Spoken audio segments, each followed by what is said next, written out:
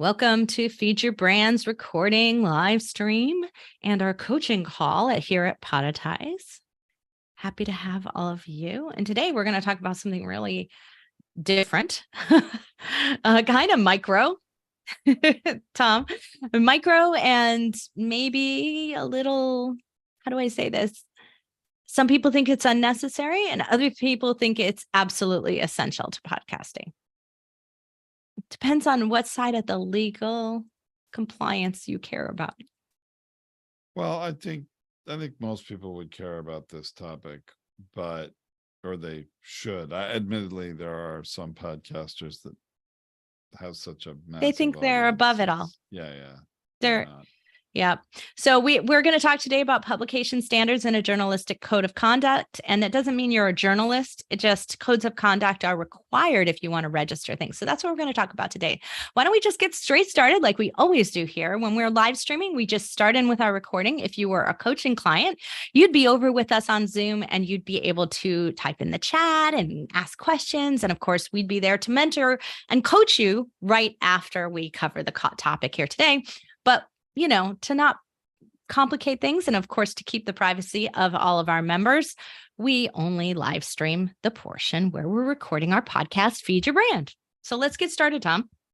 All right. Hey there, welcome to Feed Your Brand. I'm Tom Hazzard, along with my co-host Tracy Hazzard. Today we're going to talk about crafting. You know what? I can do your voice is awful. I don't know what happened there. It's all right. We're live. I'm going to start it again. Our team will had to clear my throat. Sorry about that, folks. Hey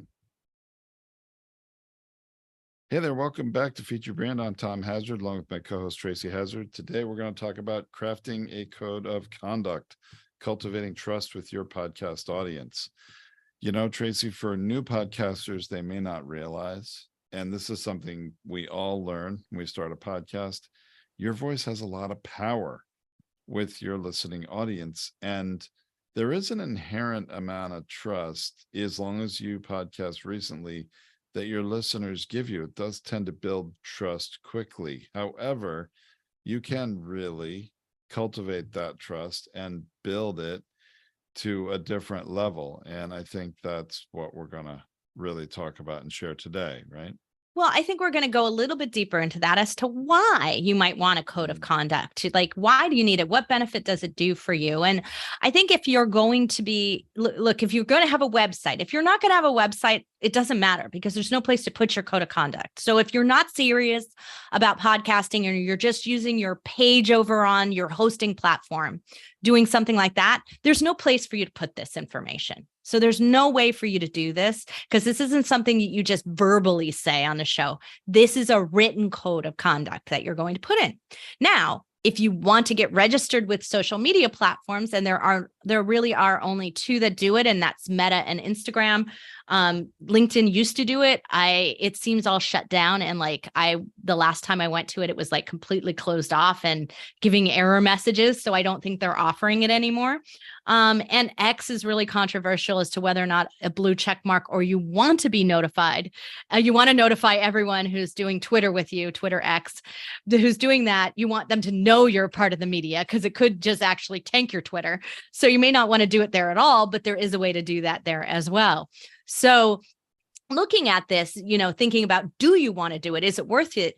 If you don't have a website, I'm going to tell you, you can just tune out right now, skip this episode, come back another time when you decide you really want a home base for your podcast that's truly yours, where you're going to make a statement, where you might put a shop on it, where the things that you're going to sell or affiliations you're going to make have linking and systems for that, because the code of conduct matters when you're doing that. So this is one of those things that you just need to have a more business focus to what you're doing. And whether or not you want to be considered a real news media journalist or a news media type, or you're doing true crime and other things like that has to do with more of a trust level that you want to engender with your audience. But having a base code of conduct is a necessity if you want to register for, let's say, events where you're going to be the podcaster and you want to get free tickets into the event. You can do that, but you got to have a real registration as a media. You've got to have a code of conduct. You've got to have some of these things because they check the boxes and ask for it when you're filling out a media pass.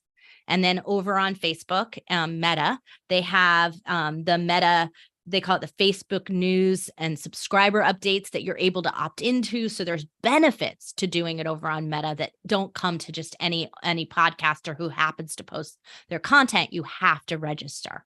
So those things are reasons why you might want to craft a code of conduct for your website and for your podcast. But I think at the end of the day, it's about making sure that that code of conduct fits how you plan to act on your show. I'm glad you said that, Tracy, because so far everything you were talking about was really the benefits for the podcaster of having a code of conduct on your website. You can get media passes for events, and we've done that. We've been, because of our podcast, been registered as media and gotten into certain events we might not have been able to get into otherwise. But isn't it, just really self-serving if this doesn't come down to something that you practice what you put into that written policy on your website, right? Well, keep in mind that policy, so no matter where you're putting it, if you're stating your policy, then it gives somebody a reason to get you shut down. So they could report you to Facebook. They could report you to the event. So you do not want to put something in that code of conduct that you can't live with, that isn't in keeping with how you plan to act. So in a way, Tom, I guess to answer your question is it is self-serving, but it is also being transparent and trustworthy. So you have to do both at the same time. So it is for the listener too. Well, because we're the title of cultivating trust with your podcast audience really probably has very little to do with this policy written on your website, because they're rarely going to go read it, right? They're rarely going to go read it, but that doesn't mean that you're not complying with this, that this isn't how you plan to act. So, let's talk quickly about it. And I'm going to share with you, you can go to thebingefactor.com because that's where I register as a journalist. I don't do it because Feed Your Brand, the show that we're recording here, is really for our business. That's covered under our normal terms and conditions. But I have the code of conduct assigned for the Binge Factor because the Binge Factor is only a media show. It is only a podcast. It's not a business in and of itself. Its purpose is to be part of the media. And whenever I show up at an event or do anything on Facebook or any of those things, I'm showing up as the host of the Binge Factor. So that's where I built it. And I was able to register it. I received notification within 72 hours from Facebook and was approved by using the code that I've put here. Now, I wrote this code myself. I am not a lawyer and I'm not advising you to copy my code, although I am allowing you to use it as an example. You have to build it yourself. You have to decide what is it the way you want to act, what do you care about, what's important to you, and what's going to build trust with your audience. So let's make sure that we do those things. So the first thing you have to do is disclose ownership. You know how we listen to the news all the time, Tom, and it might say, hey, X news channel is owned by the parent company Paramount, and this story that we're telling, has to do with Paramount. So you have to disclose the relationships and ownership. So It requires a disclosure. So in my ownership disclosure, I have that Podetize, that Brandcasters Inc. is the owner of the Binge Factor because Brandcasters pays for it. Podetize publishes it, right? So I disclose that right there in the ownership. I also disclose that the host is the CEO of that, right? So that makes sense to everyone. So it's right there. But you'd be surprised how many people guest on my show, The Binge Factor, and have no idea there's any relationship to Podetize. Yeah, because the vast majority of them don't take look at the time anything to research it. They're just like, oh, I get to be a guest on a show. They look at the show maybe, and that's about it. They don't go deep into looking at the they only look at the first two sentences of the description, because if you read down, you'd also see that that's there, right? So it's just, they're not looking for the disclosures. They don't care, but it's there. The second thing is that when they look at you to screen you, they want to know that you're an organization, that you're a team of writers, that you're a team of podcasters, that you're a team there. And so the way that I do it is because I have a staff, right? We have a staff who does publish articles for us. I have a ghostwriter who writes some of those articles in there. So I disclose it as me as the main host of it, and then the staff writers. So I kept it really simple. That's all I have to say. And whenever I have someone who published the article and I didn't personally write it, we put it under the binge factor staff. And so that's how you distinguish who did the writing or who spoke it. Now, if Tom were on my show or substituting for me, he would be named on there. And so we would have Tom Hazzard and Tracy Hazzard. We would have both of us as writers, technically, because it's a blog, and as hosts of the show. So that would be disclosed there as well. So they like to know that you have a team. They want to see a staff. It's a sign of an organization. So you do want to put something there. And like I said, you can just simplify it by calling it staff.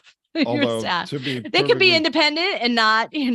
Yeah, but to be perfectly transparent for all those independent solo podcasters that don't really have a staff, you often can still get away with being classified as media for an event, just having a podcast. Having an event, it doesn't always work or get approved over on the Meta side of things. And Instagram, I forgot to mention this. Instagram is really picky. So even if you get approved over on Meta, you don't always get approved for what they consider news media or badge verification for that on Instagram. So it's just not the same. They have a different set of criteria. The next section on it is ethics. Now, here's where you have to think about your show and your audience. Are you an opinion show? Are you a news show? Are there conflicts of interest? Are you featuring clients on your show? Are you using paid guests for your show? That's something that's going to need to be disclosed. Now, you might disclose it farther down, but this is a point of ethics, is saying that I'm disclosing this and I'm being transparent about this, and this is what is happening. So you do want to think carefully about your show. Now, I really want to say something to you, all of you out there who are doing much more of an opinion style show that might be a little more heated than others, controversial topics, covering politics, covering religion, covering science, because you still have issues about health and science warnings and other things like that. So there are issues with the types of shows, and some of those areas, in order to even post on social media, you have to comply with some ethics rules, or some more like disclosure and marking rules are usually required there. You might want to notice it in this section that you're complying with those rules, if there are any in your industry or your area. The other thing is that Tom, remember when we had Maria Speth on the show and she was talking about all the trouble you could get in as a podcaster? Remember, free speech doesn't allow you to disparage someone, to say some of those things. So you do want to be very careful about your legal requirements. Putting something here doesn't give you free reign. Yes, I agree with that. We've had Maria on a couple times talking about copyright once, and then there was a free speech discussion. But that's because a couple of podcasters were in hot water over what they said on their show and what they said about other companies. And so they were in hot water over that. And especially a true crime show where you could tip the balance of fairness. You could be not being truthful about things on your show, or you could not be fully researching it. This is a good place to disclose what you're doing and be straightforward about it. So this is a good area to do that. Now, the next place is fact checking. And here's where you want to state your fact checking rules. All right. So sidebar for a moment, to use Maria's sort of legal lingo, is just the free speech thing. It just deserves a mention. I know it's not the point of this episode, but the U.S. Constitution grants all American citizens the right to free speech, but let's be pretty specific here, to speak out against their government, because that's what the founding fathers were worried about in forming a new government. They weren't allowed to speak out against the King of England as British subjects, right? So that was the point. Freedom of speech to speak out against the government and not be worried about the government retaliating against you. That's what free speech really means. That doesn't mean you can say anything you want about anybody anywhere without any repercussions or consequences. There are limitations to what freedom of speech really means. I love podcasting because it is a safe haven of free speech. That is one of the things about this whole ecosystem that is fantastic. We don't have to worry about, we're airing something on a network, and that network doesn't want you to speak about something controversial, and so you can't do it on your own show. That's the wonderful thing about podcasting. But it just, to be clear, and we are not lawyers and I am not giving legal advice, but it just understand what freedom of speech really means in the United States and what it doesn't. I think because you it should do can some trip homework. over into cyberbullying, defamation, and you can get yourself in some hot water. So Right. be careful here. And what I really like is the fact checking section. I think this is an important section because it says what you are and aren't capable of. I just said simply, look, I don't have time to fact check. This is the opinions of my guest. If you find a fault with what they say, tell me and I will remove it. Like, that's it. You have takedown rules. You Or have you'll other things that you consider can. removing I'll it, consider right? removing it. Yeah, Yeah. I do say that. And so, like, this is a policy of like, give me some proof. And if if my guest violated your copyright, my guest violated your rights, that's not, they said that, it's on them, not on me, is what I'm saying here. I don't have time to fact check the truth. This is an opinion show.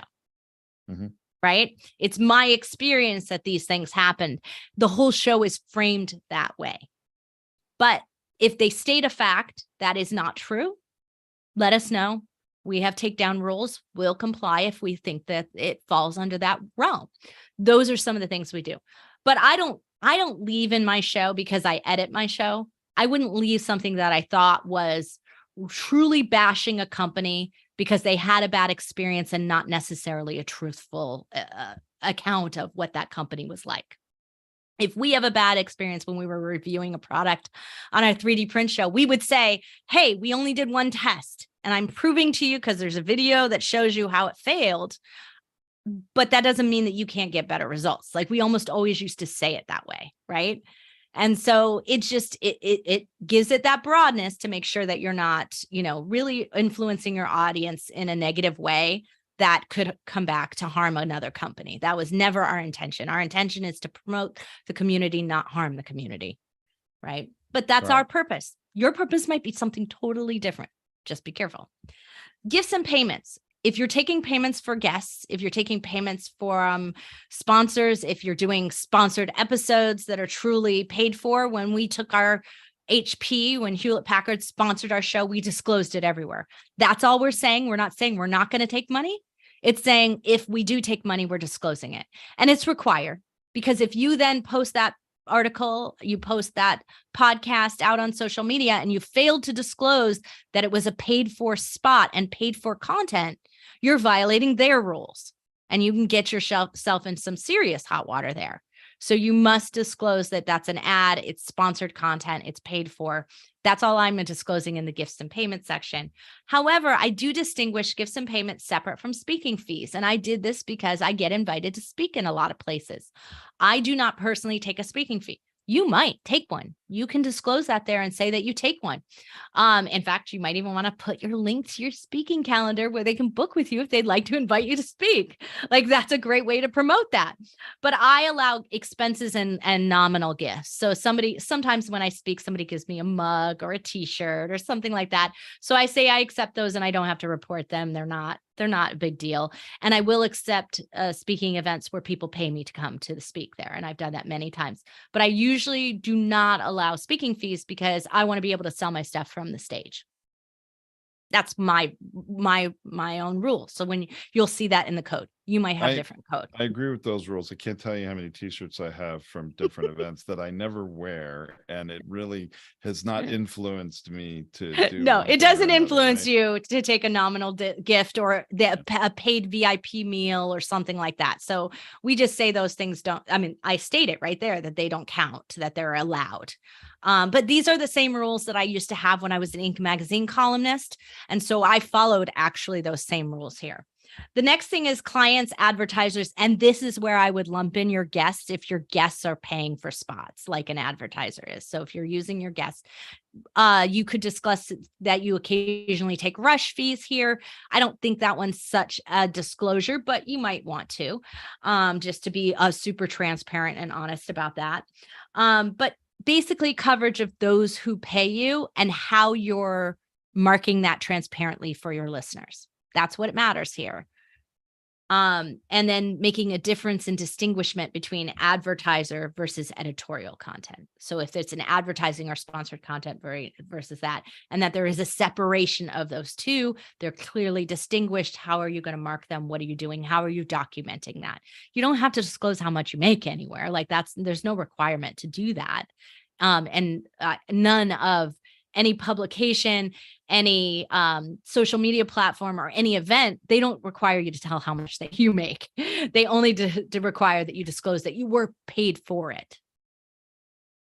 So those are the basics to this agreement. It links up also to your terms and conditions and privacy policy. So make sure you have both of those in place. You can go around and play on the bottom of the bingefactor.com, and you can see mine as well. And you can see how they link back and forth to the code of conduct and the code of ethics there. Now, Tracy, how does some of this code of ethics and maybe disclosure transparency rules, how might that apply differently to a nonprofit organization? Because we do have several podcasters we support that aren't nonprofit organizations.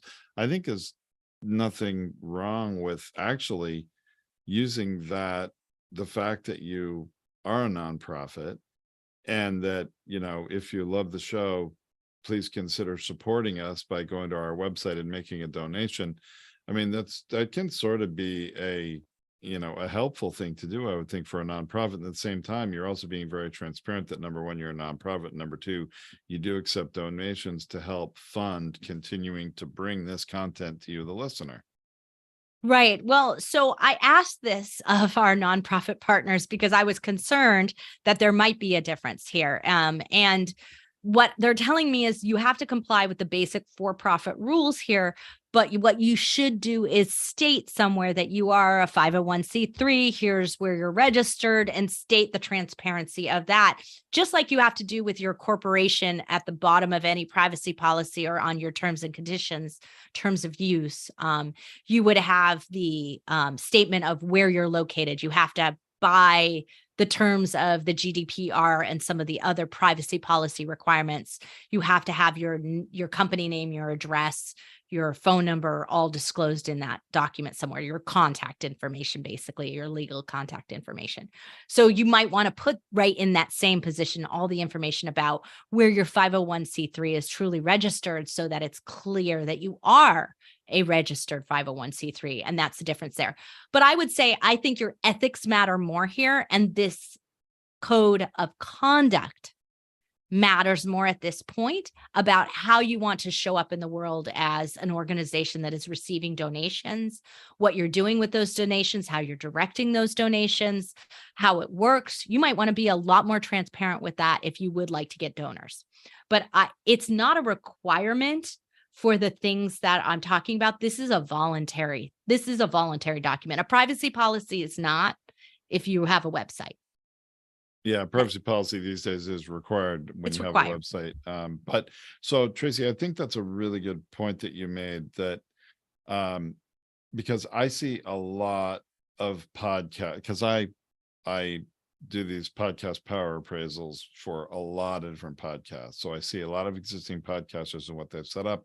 And many of them have a donation button, buy me a coffee or donate through Patreon or something. And the vast majority of these podcasts are not nonprofit organizations. It's an independent individual, sole proprietor, LLC, or something that is either a sole proprietor is just you're yourself and you're in business. And if you make money, it's not a nonprofit, it's a for-profit, or maybe you're just hoping to recover some of your costs, but it's still a nonprofit organization.